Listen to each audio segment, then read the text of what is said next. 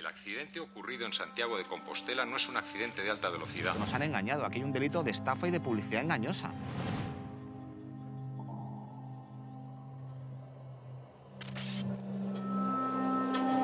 Es más luminosa al convertirse en la primera comunidad del norte de España en disponer de alta velocidad. ¿Qué ocurre? Aquí no ha primado la seguridad, aquí ha primado, en particular en la puesta de servicio de este tren, ha primado la prisa por ponerlo en servicio. Esta línea de alta velocidad es, por así decirlo...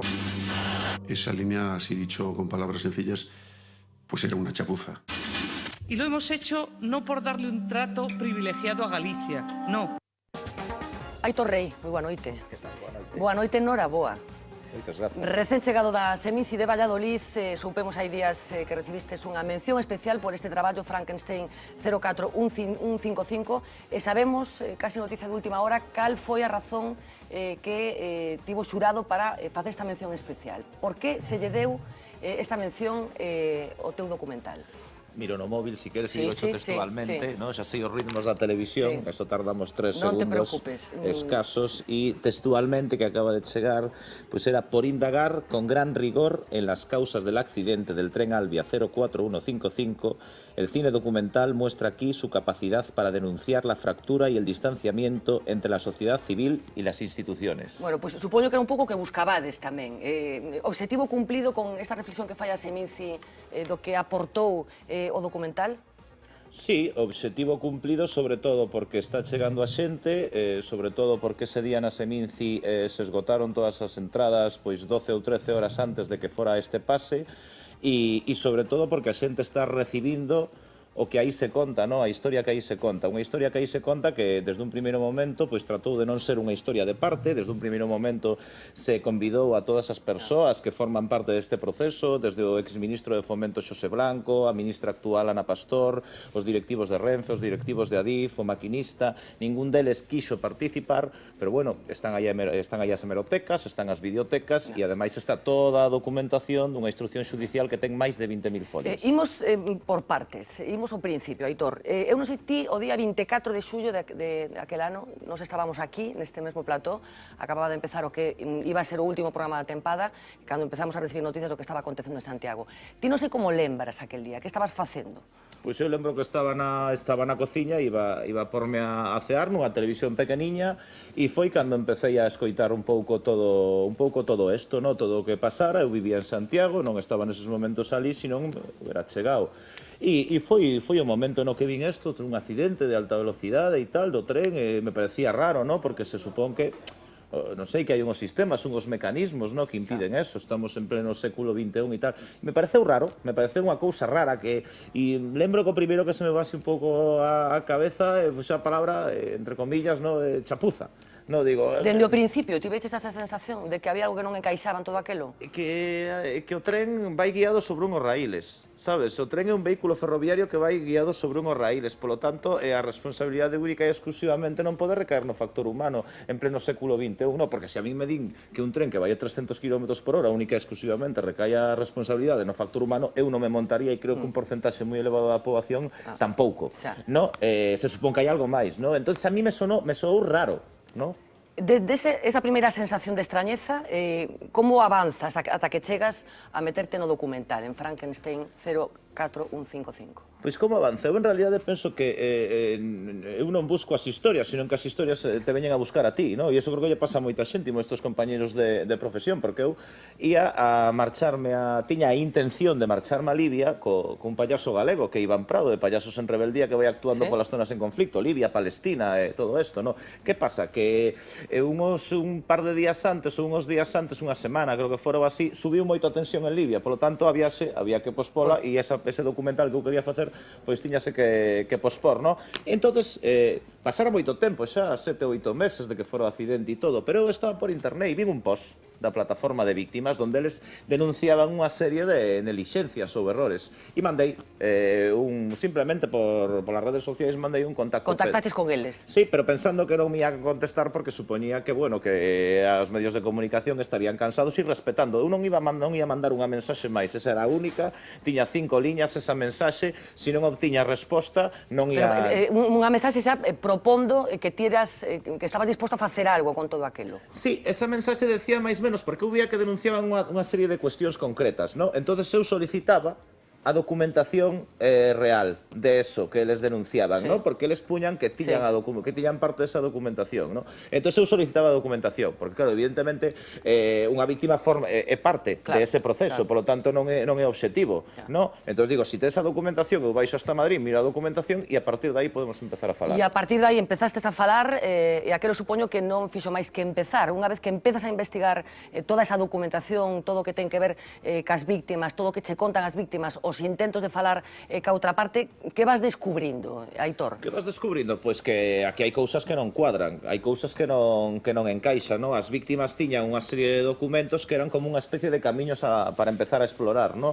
En todo isto tamén eles tiñan algún contacto de algún enxeñeiro, non? Que sí que se lle ofrecera, e aí tamén hai que facer unha criba de todo isto, non? Pero tú pensa que un caso tan mediático como foi este en concreto, non? Pois hai moita xente que chama, moita xente que insiste, moita xente que... Demais, entón había unha criba tamén. Entón empezamos a mirar por aí, empezar a tirar do fío. Eles tiñan un camiño aberto, no? E a partir de aí xurdiron novos camiños, se contactou con moita máis xente, hai un equipo, aparte xente que aquí colabora, como Xosé Carlos Fernández. Bueno, llegaba a decir el ministro si se creían los independentistas que el gobierno era tonto, que por supuesto la Guardia Civil no va a ser enviada a la diagonal, a desfilar por la diagonal de Barcelona. Pablo Arangüena, yo no sé si siempre pregunto lo mismo, sigue habiendo un punto más en la escalada, si crees que finalmente el próximo lunes se va a producir esa votación en la que se iniciaría, según la hoja de ruta diseñada por el bloque independentista, ese proceso de desconexión, o crees que va a pasar algo hasta entonces? Yo veo pocas posibilidades de que no se produzca eso, a no ser que alguien haga algo, y quien lo tiene que hacer es el gobierno, ¿no? Si el gobierno no adopta una vía jurídica para detener este proceso, pues el lunes que viene va a haber una votación en Cataluña. El resultado de la votación previsiblemente va a ser el que va a ser, y por tanto hay dos opciones: o se hace algo por parte de quien lo tiene que hacer, que es el gobierno, de aquí al lunes, y lo único que puede hacer es impugnarlo ante el Tribunal Constitucional, o se va a producir la votación. ¿Qué es mejor? ¿Que lo impugne ante el Tribunal Constitucional con la reacción que eso podría generar por la otra parte, o que se produzca la votación? Yo personalmente soy partidario de que lo impugne ante el Tribunal Constitucional, porque es la vía jurídica que marca la normativa y algo hay que hacer. Es decir, no se puede permitir que una votación de ese tipo se lleve a efecto con las consecuencias que ello tendría en pleno periodo preelectoral. ¿Pero tú crees que si se produce una resolución que afecta a la votación del lunes, se va a acatar desde Barcelona? Es fácil que no se acate, ante lo cual ya se podría producir una panoplia de consecuencias jurídicas, incluyendo la desobediencia u otras, ¿no? El último recurso, digamos, que es el artículo 155, la suspensión de la autonomía. Vamos a ver, estamos en un auténtico choque de trenes, y el quid de la cuestión es o se aparta uno en este momento o se procede al choque de trenes. ¿Esto es un choque de trenes? Pues sí, es un choque de trenes. Ya sé que os pido siempre un ejercicio de predicción de futuro, pero ¿qué hoja de rutas pronosticas tú, Roberto, que se va a producir? Bueno, vamos a ver. Hoy han presentado, aunque la información de los medios de comunicación, hemos estado esta tarde, digo hemos porque Enrique Clemente, el corresponsal de La Voz de Galicia en Madrid, que se encarga además de estos temas, lo ha estado haciendo, hemos estado toda la tarde intentándolo, él ha estado toda la tarde intentando saber por qué presentan el recurso de amparo, ¿no? Hay varios amparos, creo que hay un amparo que ha presentado el Partido Popular, uno más, amparos del Partido Popular, del Partido del PSC y de Ciudadanos. No hemos conseguido saber, no se sabe, por lo menos no se sabía hace una hora y pico, por qué motivo. En todo caso, podría ocurrir, el recurso de amparo no supone automáticamente la suspensión, pero el Tribunal Constitucional tiene la facultad de suspender o el acto o la sentencia, en el supuesto de que fuera un amparo frente a una resolución judicial, en este caso es un amparo frente a un acto del Poder Legislativo, tiene la capacidad el Tribunal Constitucional de suspender excepcionalmente el acto cuando la no suspensión pudiera significar que la declaración de inconstitucionalidad posterior no tuviera efecto. Es decir, que Ya, si el bueno. tribunal declara Como pasó inconstitucional... con el 9N. Sí, como pasó, efectivamente. Si declaras inconstitucional una cosa después de que pasa, pues ya no tiene efecto, ¿no? Bien, yo la impresión que tengo personal, sin conocer la fundamentación del recurso, me imagino que lo habrán fundamentado en el 23, en el derecho de participación, y en el 14, el principio de igualdad, no veo otra fundamentación posible para los amparos. Mi impresión es que eso está cogido muy por los pelos y que el Tribunal Constitucional no va a, incluso aunque admita los amparos, no va a suspenderlo. O sea, que se va a votar el lunes. Yo creo, en relación con lo que apuntaba ahora Pablo, yo creo que lo lógico no es recurrir la propuesta de resolución, sino el acuerdo del Parlamento. Eso es, eso es. La propuesta de resolución es difícilmente recurrible. O sea, un grupo parlamentario puede proponer lo que quiera. Que se vote el lunes, el Entonces, famoso en el documento. momento en el que se vote el lunes, ese es el momento que yo creo que es adecuado. Hay una duda, que es si eso se puede recurrir, porque si es un acto de trámite, es una duda estúpida. O sea, no hay ningún acto de trámite, es una propuesta de resolución que se puede recurrir sin duda ninguna, y se han recurrido propuestas de resolución. Por tanto, esto es incomparable a aquel caso que se produjo con el proyecto de Ibarretxe, cuando no se aceptó la impugnación de un acto de trámite que era el comienzo del proceso de aprobación del proyecto de ley, ¿no? Por tanto, yo creo que lo que va a ocurrir, mi impresión es que lo que va a ocurrir es que el Tribunal Constitucional no va a aceptar los amparos, no los va a admitir, o si los admite a trámite, no va a suspender la propuesta de resolución, la votación, quiero decir, el acto de votación. Que se va a producir el lunes. Que se va a producir el lunes, que se va a aprobar y que el Gobierno automáticamente va a impugnar la resolución por la vía del 161.2, es decir, una vía de impugnación que supone automáticamente la suspensión, porque por propia decisión de la Constitución la resolución recurrida queda automáticamente suspendida, aunque no tiene el tribunal que suspenderla, queda automáticamente suspendida. Luego, transcurrido un periodo de tiempo, el Tribunal Constitucional puede levantar la suspensión o confirmarla, pero automáticamente queda suspendida. Y a partir de ahí se pueden producir dos cosas, dos situaciones. O bien que se acepte la suspensión, y por tanto el Parlamento no comience ningún trámite legislativo tendente a aprobar los proyectos que están previstos ahí, que son el proyecto en materia de una nueva Constitución, un proyecto en materia tributaria, un proyecto en materia de seguridad social, o bien que se desobedezca. Y en el caso de que se desobedezca, yo creo que no hay otra posibilidad que recurrir directamente al 155. Yo creo que suspendiendo las potestades legislativas del Parlamento, no suspender la autonomía. A ver, a mí no me gusta calificarlo de golpe de Estado por una razón, y es que yo tengo reservado el golpe de Estado para un acto único que se produce generalmente por sorpresa y utilizando directamente la fuerza. En cambio, esto es un proceso muy largo, llevamos en él 2 años, anda que no ha habido tiempo para tomar medidas y para hacer estas cosas que decimos ahora que se pueden hacer. Y por tanto yo creo que es un proceso de clarísima rebelión contra la ley, pero que en todo caso yo dejaría el tema del golpe de Estado. Si un golpe de Estado es lo que tú dices, no es un golpe de Estado. Claro. Y yo creo que es bueno dejarlo para lo que es, porque... ¿Entonces qué es? No, yo creo que es una rebelión contra la ley, claro, es una sedición, claro, evidentemente. Y por tanto, desde esa perspectiva, pero es un proceso más largo en el cual da tiempo a operar. El golpe de Estado generalmente no la da. A ver, voy a decir 2 o 3 cosas que quiero decir muy rápido. A ver, en primer lugar, me parece un despropósito que la primera vez que estamos tomándonos en serio esto sea para impugnar un acto del Legislativo en vez de hacerlo con los del Ejecutivo. Los del Legislativo son muchísimo más sutiles, son hechos mucho más sutiles que los del Ejecutivo. Y por tanto es muy difícil trasladar la responsabilidad del Ejecutivo a una persona, y es muy difícil trasladar la responsabilidad del Parlamento a una persona, y es muy difícil decir que un Parlamento no puede hacer una propuesta, entre otras cosas porque el Parlamento sí puede hacer propuestas que aprueba o no aprueba. Por supuesto. La posición de Mas es distinta, porque Mas es un elemento ejecutivo cuyo encargo es el de hacer cumplir la ley, además de cumplirla. Y como él no solo no la ha cumplido, sino que no la ha hecho cumplir, ha tenido sucesivos casos en los que él se salta la ley de una manera palmaria y además diciéndolo. Yo creo que se debía haber actuado contra él y no contra el Parlamento. Es mucho más fácil, creo que es mucho más democrático, creo que no puede ser trasladado a la idea de que se va contra el pueblo de Cataluña. Pero al mismo tiempo quiero recordar, por tanto, yo creo que se ha escogido un mal momento. Yo creo que al mismo tiempo que los partidarios de ir al 9N están haciendo un editorial con el 9N. Ellos están atropellando la ley en este momento simplemente para llegar al 9N, porque si no fuesen el 9N y fuesen el 19N, el acto sería el mismo y no tendrían una parte importante en los problemas que tienen ahora. ¿Qué problemas tienen ahora? Hombre, que han convocado a la Junta de Portavoces sin que todos los portavoces estuviesen elegidos. Y por tanto es evidentemente Hay precedentes, ¿eh? En 2 ocasiones ya sucedió. Bueno, pero aunque haya precedentes... Ya sucedió, no es tiene la mucho primera sentido. vez que sucede. Y segundo, es bastante impropio, aunque no esté en los reglamentos prohibido, pero hay una costumbre inveterada ya, que como esto me parece que es una proposición no de ley, que está dirigida al gobierno, que se pongan las proposiciones de ley antes de tener el gobierno a quien dirigirlas. Y por tanto, ¿ellos qué están diciendo? Están diciendo que les importa un cuerno el gobierno, el parlamento, el reglamento y todo eso. Y que lo que están haciendo en este momento es buscando la fecha simbólica del 9N, que es la fecha del referéndum, para decir que no estamos dispuestos a pasarnos todo esto por el arco de triunfo. Y ahora queda la última cuestión. ¿Qué puede pasar? A ver, desde mi punto de vista lo que puede pasar es lo que va a pasar. El Parlamento de Cataluña y el gobierno en la sombra que hay en Cataluña, que es más y no se sabe quién más, pero la CUP y lo que sea, no van a obedecer la ley, no la van a obedecer.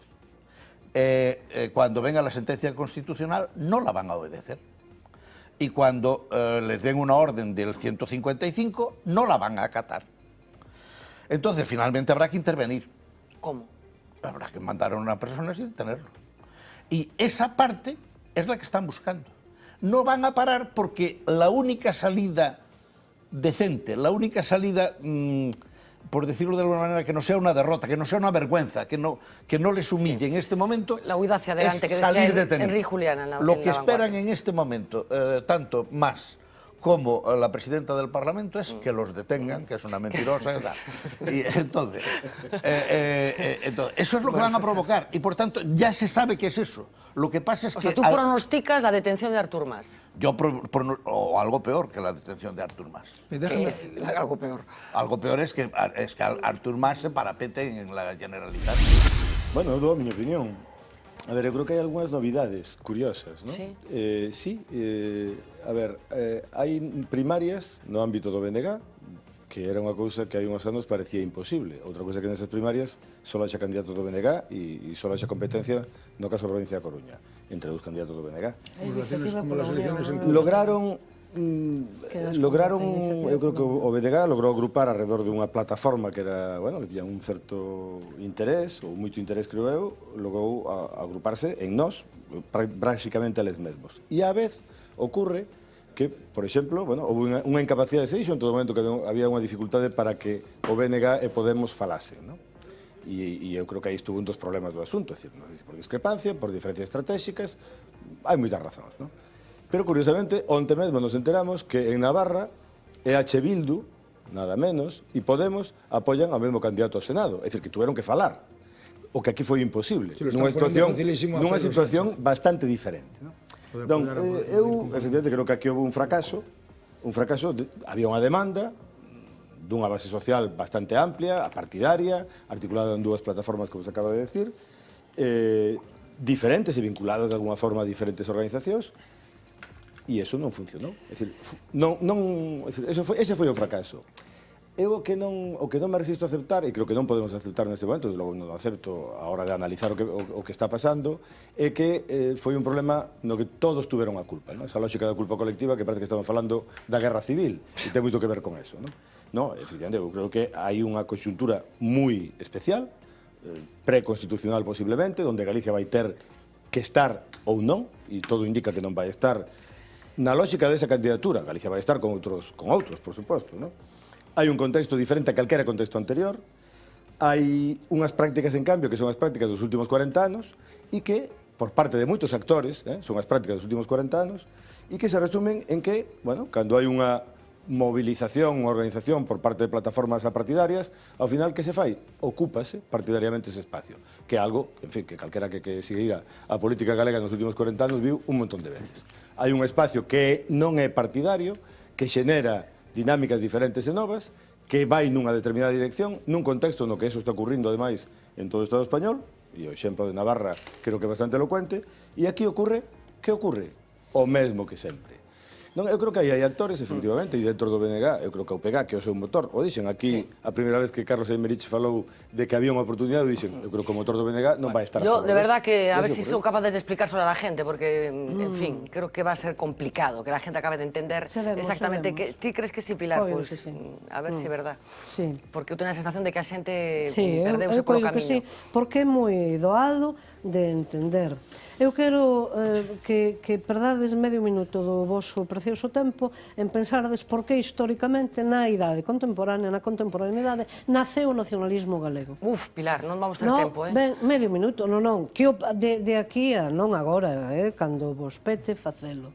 Entón, naceu porque as alternativas, mesmo na clandestinidade, políticas que existían, efectivamente non se consideraban aptas para unha representación política adecuada dos intereses dos Pero de verdad, colonios Pilar, e que das pensas que a naciones xente vai galegas. facer esta reflexión ou vai chegar a votar e dicir, pero isto que é? Póñome agora estritamente no presente. É moi doado de entender o seguinte. Hai interese en confeccionar e en alimentar unha candidatura galega de obediencia exclusivamente galega, por tanto, que faga uso íntegramente da súa autonomía, haino ou non o hai, ou ben óptase por engrosar as filas de un partido ou de un movimento español porque se considera que de aí derivará, por choiva socializada, a solución, efectivamente, para Galiza. Claro, entón é así de doado. Bueno, mañana vamos a enfrentar... Candidatura galega, claro que a vai haber, por suposto, unha candidatura galega con eso todas. Sí, a ver si acabo a frase. A frase, a ver, veña, que temos a candidatura galega de obediencia exclusiva, de matriz galega, de retorno galego e de obediencia política e militante exclusivamente galega, é o que quero dizer. E, por certo, cúmprense perfectamente os vaticinios ou a valoración política dos críticos de Podemos, que eu quero lembrar aquí, porque ten varios meses de existencia. Os críticos de Podemos, chamados, pareceme, bases Podemos ou algo así, hai meses que dixeron o acordo das forzas que o van cerrar agora, ou que o cerraron xa, mellor dito, está perfeitamente elaborado e trátase de facer teatro e trátase de desgastar ao BNG. Bueno, deixademe simplemente unha cosa, Pilar. A unión do povo galego, dígase unha soa vez, unha única vez, en que contrariou, boicotou ou impediu acordos colectivos do Bloque Nacionalista. Bueno, mañana vamos a tener aquí a dos representantes de las dos plataformas. Uno de la plataforma... En relación con la lengua yo coincido, es decir, yo creo que el olvido es un olvido significativo de la no preocupación. Es decir, que hay un territorio que les preocupa mucho, que es Cataluña, y un territorio que les preocupa mucho, que es el País Vasco, por razones que son fácilmente comprensibles, porque nos preocupa a todos, y Galicia no preocupa, ¿no? Y por tanto, bueno, ni preocupa ni ocupa. No, ni preocupa ni ocupa, sí, quizá. En todo caso, hay una cosa que yo creo que hay que subrayar como mera constatación de un dato histórico, ¿no? Porque si no, a veces decimos, es que en realidad va a haber un proceso, dice Lourenço, va a haber un proceso constituyente, un proceso preconstitucional, decías tú, un proceso constituyente, bueno, en el supuesto de que lo haya, cosa que yo dudo, ¿no? Porque yo creo que para que haya un proceso constituyente tiene que haber una mayoría necesaria para sostenerlo y no la hay, ¿no? Una mayoría que esté dispuesta a sostenerlo, yo creo que no la hay, ¿no? En todo caso, hay una cosa que hay que resaltar, se dice, va a haber un proceso preconstituyente o constituyente y Galicia no va a estar presente. Bueno, vamos a ser, porque no están los nacionalistas, vamos a ser serios en los análisis históricos, ¿no? Galicia tiene estatuto, no por estatuto de autonomía, no gracias al bloque, que estaba entonces, al BNPG se llamaba entonces, el Bloque Nacional Popular Galego, no porque el BNPG defendiera el estatuto, porque el BNPG estaba entonces en las bases constitucionales, si no recuerdo mal. No, Galicia tiene estatuto porque los partidos estatales, que eran los que eran, aprobaron un estatuto. Es verdad que intentaron rebajarlo a través de la cláusula competencial aquella famosa y algunos otros cambios, aquello generó una movilización que no la hicieron los nacionalistas que estaban en las bases constitucionales, que la hicieron los socialistas, el Partido Comunista de Galicia. Algo máis que o BNPG, No, bueno, había Esquerda Galega. No, e moitas máis cousas. Bueno, pero vamos a ver, había de todo. No. Pero quienes movilizan a la opinión pública fundamentalmente en contra del llamado Estatuto del Rasi son el Partido Comunista de Galicia, el Partido Socialista Obrero Español, una parte do UCD. Si estuviera aquí Meilán, seguro que lo reivindicaría y por tanto... Y o piñeirismo, y Realidade Galega, y Unidade Galega, y o POGA, y o PSG... Yo le tengo gran afecto, le tenía grande afecto a don Ramón Piñeiro, pero el piñeirismo, en fin, la capacidad de movilización del piñeirismo era perfectamente descriptible. Bueno, puso un goberno... A lo que voy, es decir, que la razón por la que Galicia tiene un estatuto de autonomía, tiene autonomía equiparable, no tiene nada que ver con el nacionalismo. Es decir, el nacionalismo estuvo en contra de todo ese proceso desde el principio. No é verdade, porque... pero históricamente falando, había 7 personas que negociaron a transición. E entre esas 7 personas... Sí, estaba Valentín Paz Andrade. Estaba Valentín Paz Andrade por algunha razón. Non era o BNPG, non era... Pues eso estoy hablando. Era Valentín Paz Andrade. Pero eso e non era o Partido Comunista. Pero Valentín Paz Andrade era todo menos nacionalista. Era un galleguista, no era nacionalista, desde luego. Bueno, eu non establezo esa distinción que ti estableces dunha forma tan nítida. Eu non. Si me dices que Valentín Paz Andrade era nacionalista, claro, o señor Margallo, el nacionalismo organizado políticamente, que estaba organizado en torno al BNG y a Esquerda Galega, esos eran los dos partidos nacionalistas organizados políticamente, los dos partidos, ninguno de los dos apoyó el Estatuto de Autonomía. Ninguno de los dos. Ni el proceso estatutario. Ninguno de los dos. Y hay estatuto. O povo galego tampouco. O proceso estatutario. El povo galego apoyou uno como apoyou o do 36, exactamente igual. A ver, o proceso estatutario. Bueno, será mínimo, Fernanda, pero vamos ver.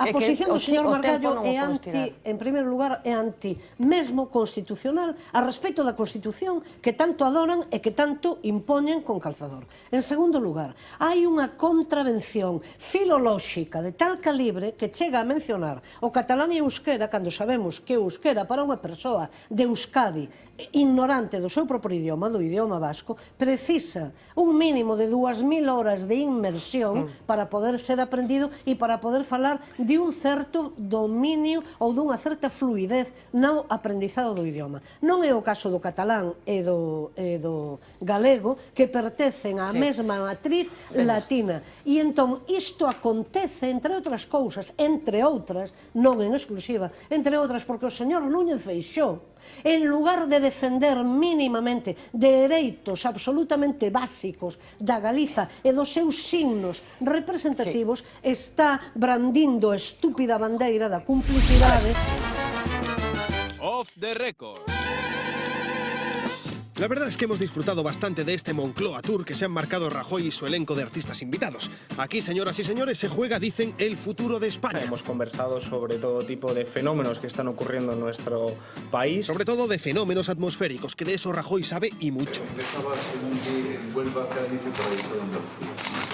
Más allá de Pero mira qué contentos estaban los que pisaban la Moncloa por primera vez, ahí repartiendo juego. Y hay que ver qué rápido se pegan las frases típicas de un presidente, porque si un vaso es un vaso y un plato es un plato, el silogismo se entiende rápido. Digo porque una emoción es una emoción. Muy bien. Por cierto, deducimos desde aquí que Rajoy de pequeño, en vez de ver películas de indios y vaqueros, veía películas de indios y tiburones. Un género que, reconozcámoslo, tuvo poco éxito en su día, pero que debió encandilar a Rajoy. O si no, aclárennos esta explicación que daba de cómo se desenvuelven los rescates en alta mar.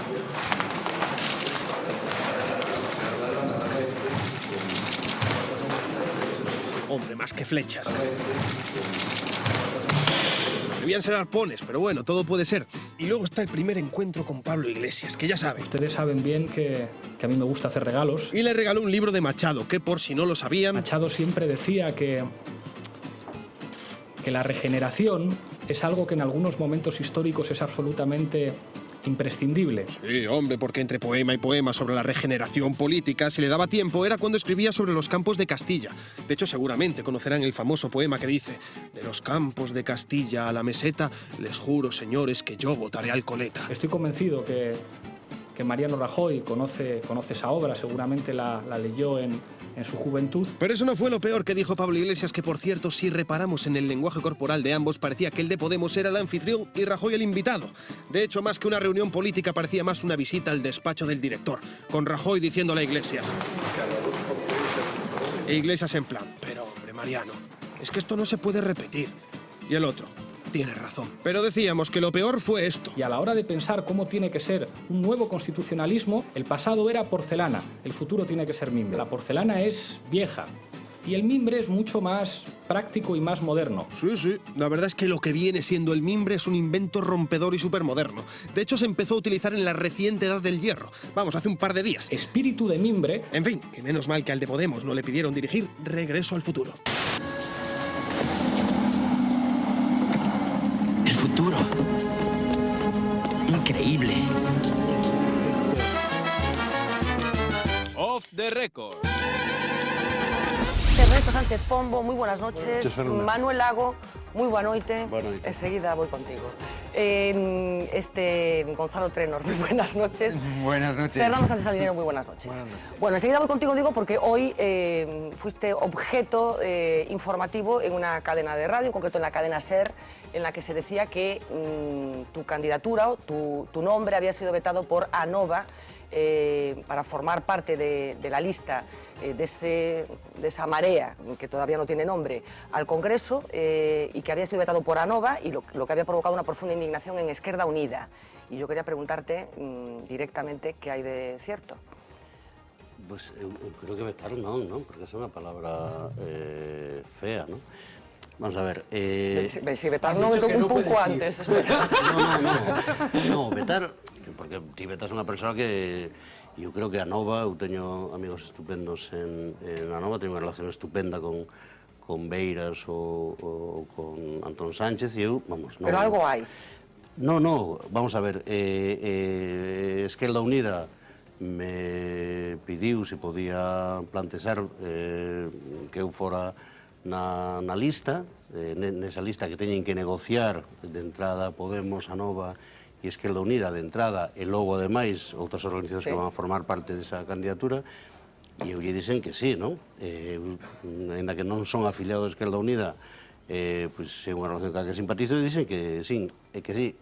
Que ocorre? Que aí teñen que ponerse de acordo tres forzas políticas para un número reducido de diputados ou diputadas probables de elección, no que hai que combinar provincias e xénero, non, con listas cremallera, e eu creo que dentro dese debate, pois as organizacións están buscando aínda os nomes que ocupen esos postos. Pero aínda non está descartado ou está descartado xa?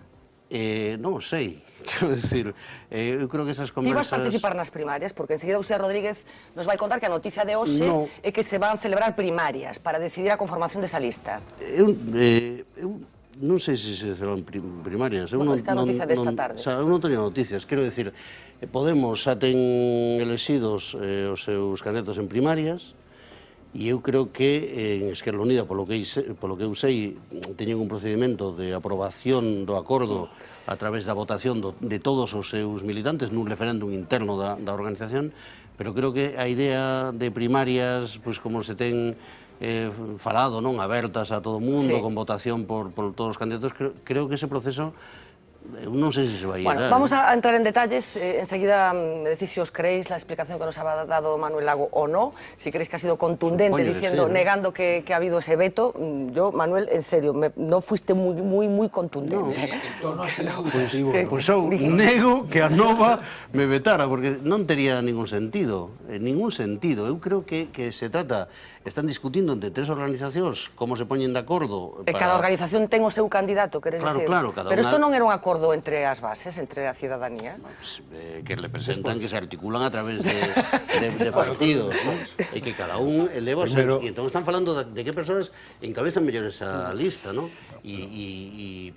Pero non hai vetos. Lo que parece en estos momentos es que el próximo 20 de diciembre los gallegos van a tener en sus colegios electorales dos papeletas, una con el nombre de En Marea, que parece que es el nombre que acabará triunfando, y otra con el nombre de Nos, que es el nombre con el que va a concurrir el Bloque Nacionalista Galego y el resto de los partidos que han decidido vincularse al proyecto, vinculado, digamos, a la formación frentista. Así que os pido una primera valoración de todo esto que está sucediendo, y voy a empezar por ti, Ernesto.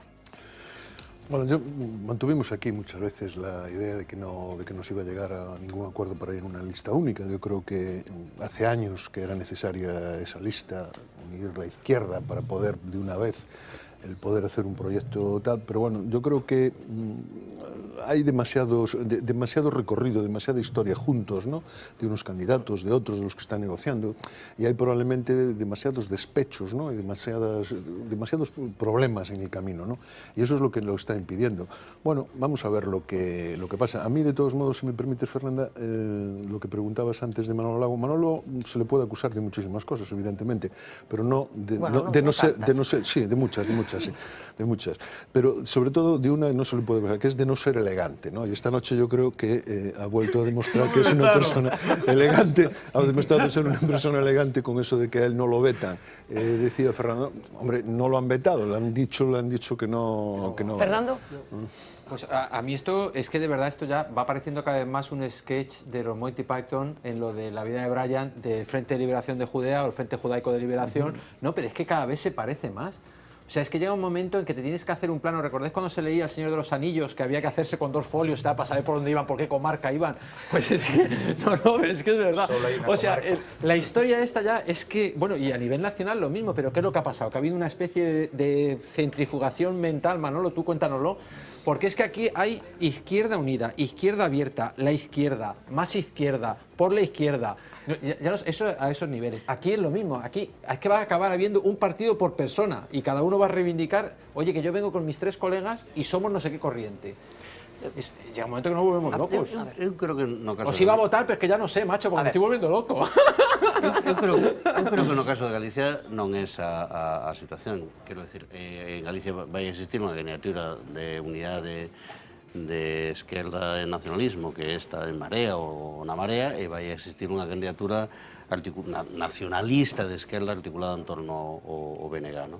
Eu creo que eso ten unha orixe. Hai un momento no que Beiras dá un paso adiante fai 3 anos e medio, no mitin do 25 de xulio, e propón construir un espazo político electoral diferente ao nacionalismo. Bueno, todo eso, vou rápido, eso conflúe en Ague, que ten un enorme éxito electoral, máis dificultades para desenvolver o seu traballo parlamentario, pero un enorme éxito electoral que trascende, dá un paso máis de enorme éxito electoral que as candidaturas municipais. No? Nese proceso no que se van, digamos, xuntándose, eliminando escollos entre Anova, Podemos e Esquerda Unida, nese proceso o BNG, pois por razóns, en fin, absolutamente entendibles, pois decide non participar, non? O que pasa é que o BNG di que non é cousa do BNG, que o problema foron os outros, claro. Espera, digo que o BNG pois non está en Ague, evidente. O BNG, cando se constituyen estas candidaturas que gobernamos en Coruña ou en Santiago ou en Ferrol, o BNG decide non participar con razóns non só legítimas, sino perfectamente entendibles en definición dese partido. E agora, espera, e agora chega as eleccións xerais e o BNG, bueno, pois como ve que aí hai un espazo que é o triunfante, que é onde máis xente decide apoiar eso, pois eu creo que fai un xiro na súa estrategia buscando unha coalición. Unha coalición que é moi difícil de acadar, eu creo, por 2 motivos. Un, porque este proxecto, o que agora é a Marea, xa ten 3 anos e medio... Bueno, con un elemento novo, que non había antes, que Podemos. Sí, claro. Pero xusto a segunda parte, e agradezo a interrupción, xusto o elemento novo que Podemos dentro desa alternativa que dificulta ainda máis o acordo. Dificulta ainda máis o acordo, porque Podemos é unha forza claramente estatal, que pois algunha dificultad para relacionarse con forzas nacionalistas estrictas teñen, non? Aí xa empezamos en detalles, porque a Nova non é nacionalista. Espera, o BNG... O sea, Beiras a claudicado. A ver, nacionalistas estrictos.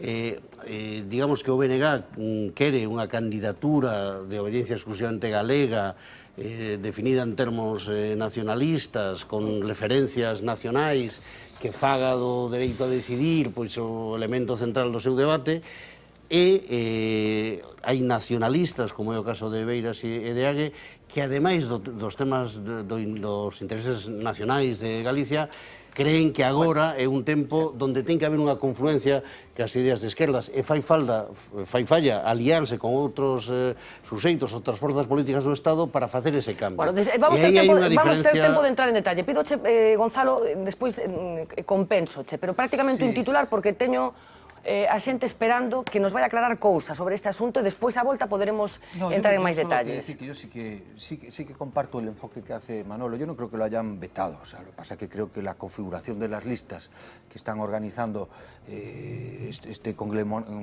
conglomerado de siglas lo que hace es que esas listas plancha, claro, tiene que llevar un primer puesto de una organización, un segundo de otra organización, un tercero de otra organización. En la provincia de Pontevedra supongo que lo variarán ese orden, y en este caso pues yo creo que Izquierda Unida lógicamente apuesta por lo mejorcito que puede tener, que es a Manolo, pero yo creo que non encaja. Que se non estivera Podemos, ca súa prepotencia, o mellor as cousas terían sido de outro xeito. Te sabes a sensación ti? Non na idea da prepotencia, non? Senón na idea de que Minio dixo perfectamente, non? O BNG, a través da súa, a plataforma que impulsou, quería unha candidatura nacionalista e estaba disposto a aceptar a Esquerda Unida dentro do ámbito do nacionalismo pola súa presencia en AGE, etc. A presencia de Podemos como forza estatal dificultaba claramente un acordo con a forza que se quere definir en termos de nacionalismo, como ben explicou Mini aquí, non? Eu creo que eu como cidadán, como analista, pero como cidadán, o único que lle votaría en cara as dúas organizacións ou as dúas candidaturas é que nos liaran tanto tempo, digamos, porque eso é negativo para o país, negativo para eles, porque crea unha enorme confusión. As posibilidades de que hubiera un acordo, eu creo que estaban moi limitadas dende o principio. Bueno, esa sensación a ten todo o mundo, o cal supoño, Manuel, que tamén multiplica a sensación de estafa por parte da xente, non? Máis que de estafa, claro, as posibilidades eran limitadas, non? Máis que de estafa diría de fracaso, quero decir. De no viabilidad. De no viabilidad, porque posterior. No, digo, a alianza, vou poñer un exemplo un pouco parvo, pero creo que pode entenderse. É como se alguén estuviera defendendo que o PSOE estuviera tamén dentro deste proxecto, non? Pois xa se sabe que é un proxecto de poca viabilidad, porque existe incompatibilidades políticas nos proxectos de cada un deles. E eu creo que a gran crítica dos cidadáns, dos militantes, antes o decía Carlos Punzón, dos xornalistas, é que estamos mareados. Que estamos mareados. Despois sabíamos que non iba a ir adelante. Yo, como decía Mini, además creo que lo acertó, que la frase lo resume, o peixe estaba vendido. Creo que estaba vendido cuando se inició el proceso, y además después de escuchar a Marilar, pues aún lo tengo más claro. O sea, Marilar diseñó aquí, es verdad que adornando las palabras con lo de la unidad, con lo de la vocación, lo que quieren los ciudadanos, con lo que tiene esto, pero al final, claro, las estrategias electoralistas se acaban viendo, y esa oferta que hizo Marilar para configurar una lista, ya que no podemos hacerla al Congreso, porque ahí es más fácil obtener un diputado teniendo un 10, un 15% de los votos, como el Senado solo hay 4 plazas y obtienes unos resultados bastante elevados, que en este caso se los suelen repartir el primero y el segundo partido, pues entonces en ese caso sí que es interesante que consigamos esa unidad que nos piden los ciudadanos, los gallegos, los tal. Ojo, como dice Mini, 5.000 gallegos. Para poder representar a los gallegos, hombre, habría que aspirar a tener no 5.000, sino 700 o 500.000 o 600.000. Es decir, creo que sería un poco más representativo. Pero al final, en definitiva, lo que me ha quedado a mí de esto es que lo de mareas o mareados o lo que sea es es todo un teatro, un histrionismo puro y duro para adornar, para configurar lo que es simplemente una estrategia electoral. Ese discurso, querido Gonzalo, podría ser perfectamente aplicable al Partido Popular también para adornar, para todas estas cosas. O sea, que vamos a huir de esa postura inmediatamente. Yo que no soy... Claro, porque... inmediatamente. Porque ya es lo mismo, es decir, todos los que están en política, los grupos políticos, adornan y hacen tal. Y hablan de la patria, y hablan de Galicia, y hablan de los intereses y tal. Es decir, el discurso perfectamente, querido Gonzalo, podríamos aplicárselo a tu partido. Pero dicho eso, yo que no soy ni del Bloque, ni de Izquierda Unida, ni de Podemos y tal, tengo la sensación, no de estafa, sino de tomadura de pelo. Esto, lo hemos dicho aquí muchas veces, era absolutamente inviable y lo han definido muy bien ellos, además desde la corrección y desde defendiendo sus posturas. Es decir, ¿qué es más importante? Que a mí me parece una pregunta... Despois de escoitar isto, cal pensas que foi a verdade de fondo do desencontro? Vamos a ver, é que eu creo que había as diferencias eran tantas e o dixeron, hai unha pregunta que a mí me parece moi representativa que ten que ser a candidatura máis de esquerdas ou nacionalista.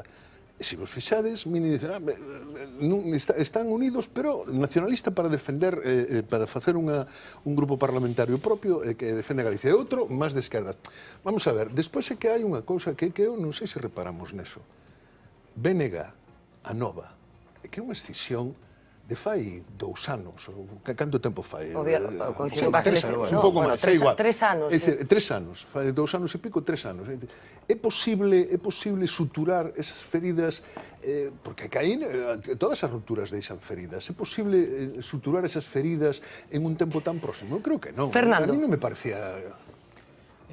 Varias cosas. Una, yo creo que la utilización de la palabra izquierda como salvoconducto ideológico para definir un espacio de pensamiento, yo creo que habría ya que exigirles a todas las formaciones que definan qué entienden por izquierda, porque izquierda yo creo que hay 2 grandes bloques diferenciados entre lo que podía ser la socialdemocracia y el marxismo, llámalo como te dé la gana, y entonces claro, esto parece que es una izquierda más tirando a marxista, ¿no?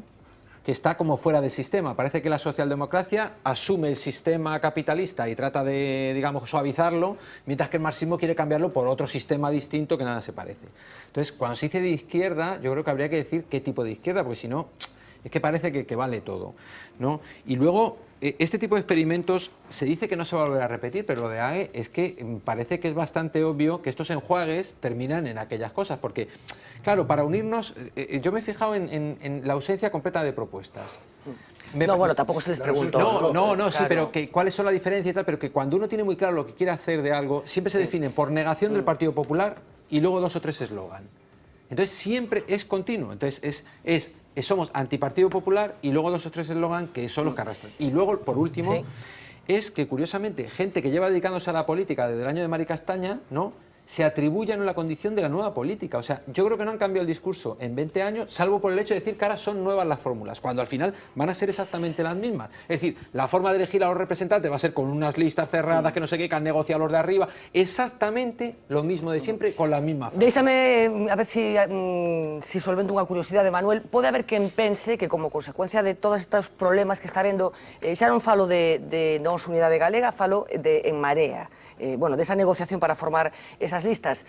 Se hai estes problemas na fase previa, pode haber quen diga que problemas haberá despois a hora de tomar decisións, tendo en conta ademais os problemas que houbo en AGE cando chegaron ao Parlamento.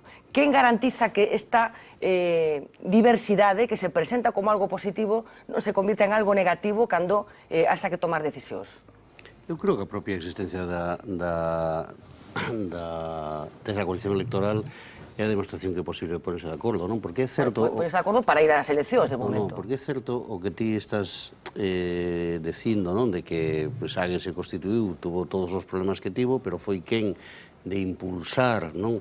As mareas cidadáns que obtiveron ese enorme resultado e agora é quen de abrirse máis, digamos, as mesmas persoas, non? Que teñen, que tiveron confrontacións e conflictos na xestión no Parlamento, son quen de ir construindo un proxecto político. Hai dúas que están fora desta historia. Sí, é un proxecto político... Forma parte, se non me equivoco, Cerna forma parte del este, que é un proxecto político que se vai construindo.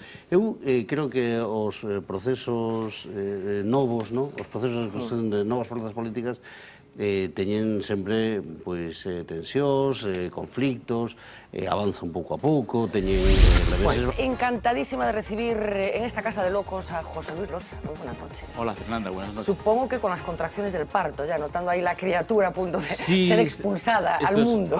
Son los días peores, claro, los días previos al festival son los más duros. Inauguración, el próximo viernes, edición número 29 de Cine Europa, todo un clásico del calendario cultural, ya no solamente compostelano, sino gallego. José Luis, ¿en qué va a ser distinta esta edición? A pesar de todos los problemas que vamos a hablar a continuación, que tienen que ver con la pasta y ese tipo de cosas, ¿en qué va a ser diferente? Bueno, en sí la programación mantiene sus ideas fuerza, ¿no? Que es ese intento de Cine Europa por contribuir a democratizar el cine, ¿no? Es decir, hacer accesible esas películas que el espectador habitualmente o el lector ve que están en los festivales y que parece que pululan por ahí por las nubes, ¿no? Porque son una cosa para las élites de la industria. Y que lees críticas y dices, qué chulo esto, claro, cómo me gustaría verlo. Pero nunca llegan, ¿no? Y entonces este cine que parece que no existe aterriza en Cine Europa cada mes de noviembre, ¿no? Y tiene la facilidad que tiene el aficionado de estar tan cerca del mejor cine que se está produciendo en el mundo en ese momento. Arrancáis con Le Nouveau el viernes a las 8:30 en el Principal. Dijiste hoy que es feroz y divertidísima. Fue premio de nuevos realizadores en el Festival de Cine de San Sebastián. ¿Por qué feroz? Porque habla de adolescentes y de aulas y de unos supuestos perdedores, ¿no?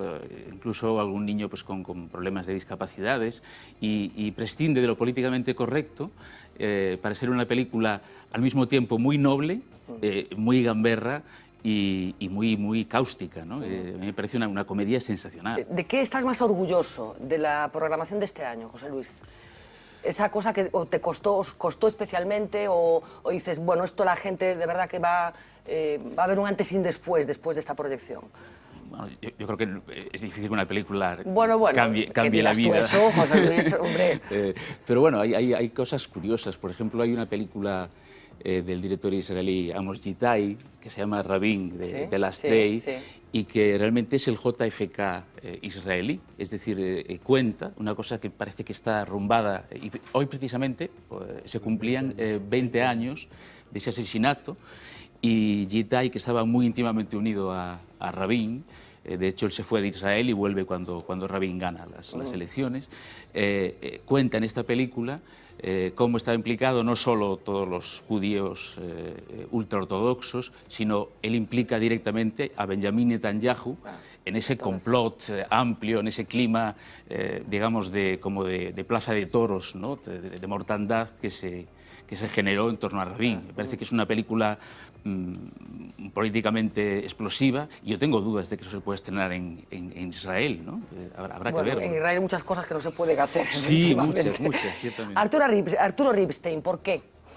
Porque es como casi como un padre fundador de Cine Europa, ¿no? Desde la primera edición, Ripstein inició justamente ese año, en el año 86, una segunda etapa en su carrera, con la que hoy es su mujer y guionista, Paz Alicia García Diego, El Imperio de la Fortuna. Entonces, cada año prácticamente hay una película de Arturo Ripstein, estas películas llenas de tequila, de burdeles, que muestran como, digamos, un imaginario, ¿no? que tenemos todos en el fondo de un cierto México esperpéntico, pasado por Buñuel, por Massaou, por determinadas ideas que todos tenemos, y es claro, ha sido un clásico tantos años de Cine Europa que parece que tenerlo en persona y vivo, ¿no? Porque la gente piensa que Ripstein... ¿Está muerto? Sí, digo yo que será por lo de Eisenstein, ¿no? Que le echan 20 años más, y resulta que Ripstein tiene solamente 72 años, ¿no? Claro. Y bueno, pues es tener un clásico vivo. En México me parece que hay solamente 10 personas que tienen la medalla de la Real Academia, y entre ellos son pues, Alfonso Reyes, Carlos Fuentes, Diego Rivera, bueno, los grandísimos, Octavio Paz y Ripstein, Buñuel. O sea, quiero decir, imagínate. Claro. Bueno, hablabas antes de democratizar el cine, esa vocación que tiene Cine Europa, la capacidad de traer a Galicia, traer a las salas de cine de Compostela películas que no entran en los circuitos habituales, pero yo no sé si esa vocación también tiene que ver con lo que cuesta asistir a Cine Europa, que supongo que también. También, yo creo que hay también un punto democrático en los precios. Por eso, que es una cosa que hemos... Véndelo. luchado mucho tiempo por mantener... Es muy barato ver Cine Europa. Sí, lo es. Hemos mantenido un precio de 4 euros, incluso si se compra un bono de 10, que la gente suele hacerlo, porque es gente muy persistente en sufrir con las películas que les ofrecemos. Y sale por 3, de manera que la idea también es conseguir que nadie, por una cuestión económica, deje de ver las películas que le apetece. Hoy en esa presentación en la que compartiste escena con el alcalde de Compostela, con Martiño Noriega, bueno, pues reconocías que habéis pasado una temporada complicada como consecuencia de los ajustes presupuestarios. ¿Qué ha pasado en estos 2-3 años? Sí, los últimos 3 años han sido muy duros. Nos redujeron. Nosotros dependemos estrictamente del Ayuntamiento de Santiago, que a través del consorcio financia el festival, ¿no? Y claro, la reducción no fue anecdótica, fue de un 60%. Es decir, pasamos de 430.000 euros a 200.000. Pero también quiero decir que esto no es ninguna enmienda de tono político, ¿no? Digamos que yo creo que más bien fue un fruto pues, de algo que parece evidente. En la ciudad hubo un cierto desgobierno, no había un interlocutor. Qué generoso. No había un interlocutor claro. Yo tuve relaciones, vamos, exquisitas e incluso buenas con los 3 alcaldes que hubo en ese tiempo, pero el interlocutor no estaba claro. Y yo creo que por esos medio de esos devaneos, pues se fue el 60% del presupuesto y tuvimos que mantener el festival de esa manera, ¿no? ¿Vendrán tiempos mejores? ¿Confías en que esto suceda? Sí, yo soy un optimista ontológico, creo que sí. No, pero la verdad es que bueno, la percepción que tenemos en esta nueva legislatura es que hay una conciencia de que el festival no puede sostenerse con este presupuesto. Claro, estamos hablando de la 10ª parte, por ejemplo, del Festival de Cine Fantástico de Sitges, que tampoco tiene una alfombra roja, tal, la 10ª parte, un festival que dura 9 días, ¿no? Nuestros son 24 este año, son 2 más. ¿Para cuándo la extensión del festival? Esto es algo que mucha gente se plantea, mucha gente que no reside en Compostela o que se le complica acceder a Santiago, la posibilidad de desdoblar el festival, parece que como que lo pide, ¿no? Yo no sé si a efectos de programación incluso sería ventajoso, no sé hasta qué punto esto es así, tú me corregirás que eres el que sabe. Bueno, pues duplicar las proyecciones, digamos, hoy en Santiago, mañana en Coruña o en Vigo, no sé. Claro, ¿Está en la mente de Cine Europa? Claro, Cine Europa está financiado por el Ayuntamiento de Santiago y esto, lógicamente, plantearía una serie de problemas evidentes, ¿no? Pero realmente es una pena. Hombre, es cierto que las distancias en Galicia no son tan grandes y pensar que películas que normalmente se proyectan en Cannes o en Berlín o en Venecia, pues las tienes a 1 hora, como 1 hora y cuarto, como tal, pues bueno, pues tampoco es... de hecho, vamos, yo creo que cada año más gente se anima a irse hasta Santiago. Y lo que estamos intentando, y el actual gobierno está poniendo interés en ello, es en hacer más visible a nivel de Estado el festival, porque como no tenemos ningún tipo de cortapisas, ¿no? De festival competitivo que lucha por las exclusivas, entonces programamos realmente lo que nos apetece. Y entonces, claro, para un cinéfilo eso en principio es una ventaja, porque puede tener esa... Bueno, hoy dijiste una cosa, bueno, coincidiendo con la comunicación de una de las secciones del festival, que enseguida vamos a comentar con algo de detalle. En esa rueda de prensa recordaste un momento, bueno, vamos a recordarlo con José Luis, lo que decía esta mañana en esa rueda de prensa. Hay un ciclo retrospectivo de la primera caza de brujas, un tema que está historiográficamente suficientemente contrastado. Sigue siendo un tema de actualidad palpitante, ¿no? En el día a día y en el pasado también. Yo la tuve en mis manos, una lista negra de la radio galega, año 1990, y se me quedó grabada una expresión en donde decía fulanito, peligroso nacionalista, membro de Fuxan os Ventos. Esto es verdad porque yo tuve en mis manos esas listas negras. Bueno, ¿recordabas la famosa lista negra, bueno, sí, claro, escrita o inducida por...? Claro, es que además, bueno, había coincidido que 2 años antes, en Barcelona, en el año 88, en un festival ya extinto, que dirigía Roma Gubert, ¿sí?, pues se produjo, yo creo que el último encuentro de los supervivientes del macartismo, de los blacklisted, sí, ¿no?, sí, de los directores y guionistas, sí, represaliados, sí, por aquella ola de anticomunismo. Y entonces reunieron a Jules Dassin y a diferentes guionistas que seguían vivos de ese Hollywood, de los blacklisted, y convidaron también a Edward Dmytryk, que había sido uno de los 10 de Hollywood, ¿sí?, de estos represaliados, pero que fue de los que delató y además, digamos que largó muchísimo, ¿no? Entonces, una situación muy violenta, Dassin se levantó de la mesa, Dassin dijo, no puedo estar en la misma habitación que este hombre, ni en la misma ciudad que Elia Caza. Y se levantaron, y entonces se quedó Cabrera Infante consolando a Dmytryk, que estaba con una camisa hawaiana, pero desolado. Y eso fue en el año 88, me parece que fue, digamos, aunque está recogido en un libro de Esteban Riambau, y fue el último encuentro, y fue como un duelo, digamos, postergado, ¿no?, de toda esta tragedia de histórica. aquella época, de que aquel- de alguna manera se quiere recordar el cine Europa con ese Rojos y Marcianos, que enseguida vamos a tratar de desmenuzar por lo que tiene de actual también. Se traslada a una época determinada, pero tú tienes la tesis de que, bueno, hay muchas cosas que se podrían comparar hoy con lo que está sucediendo. ¿Tienes la sensación de que a veces pensamos de que hay cosas que sucedieron que no iban a volver a suceder, pero que siguen sucediendo? Sí, la historia siempre se repite como farsa muchas veces, pero siempre. no tengo Recordaba José Luis, enseguida vamos con Luis Balado. Ernesto, esa lista negra, ¿tú la recuerdas? Sí, sí, perfectamente. Yo recuerdo esa lista negra, había sido una conmoción tremenda, se habían publicado los nombres, había periodistas, había cantantes, había de todo. No, lo que pasa es que yo efectivamente coincido con vosotros en vuestra conversación de que ese es un tema, desgraciadamente, muy actual, ¿no? Estamos viendo cómo cada partido político tiene sus propias figuras para vender y cómo veta, por decirlo de alguna manera, y que ya que es un término que hemos utilizado esta noche, lo del veto, con bastante fluidez, y no miro para nadie, veta a quienes no comparten sus teorías. Es decir, en este país hoy hemos visto cómo había actores y directores de cine que se sumaban en una plataforma de apoyo a Zapatero, como hay actores y tal.